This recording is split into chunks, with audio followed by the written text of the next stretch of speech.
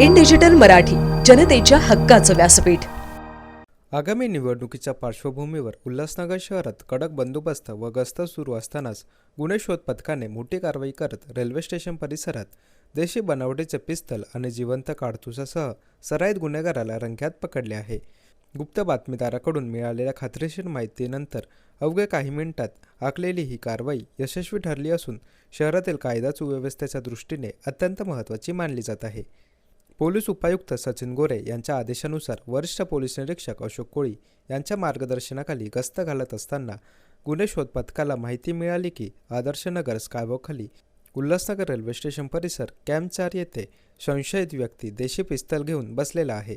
ही माहिती मिळताच पथकाचे प्रमुख बंकटस्वामी दराडे यांच्यासह रामदास मिसाळ, संतोष सांगळे, दिलीप चव्हाण, गणेश राठोड, चंद्रकांत गायकवाड, सागर मोरे या पथकाने तत्काळ घटनास्थळी धाव घेतली।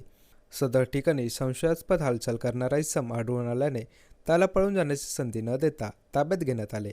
2 पंचांच्या उपस्थितीत घेतलेल्या अंगझडतीत त्याच्या पिशवीतून 45,000 रुपये किमतीचे लोखंडी देशी बनावटीचे 6 इंच लांबीचे सिंगल बॅरल पिस्तल आणि एक जिवंत काडतूस असा मुद्देमाल मिळून आला आहे।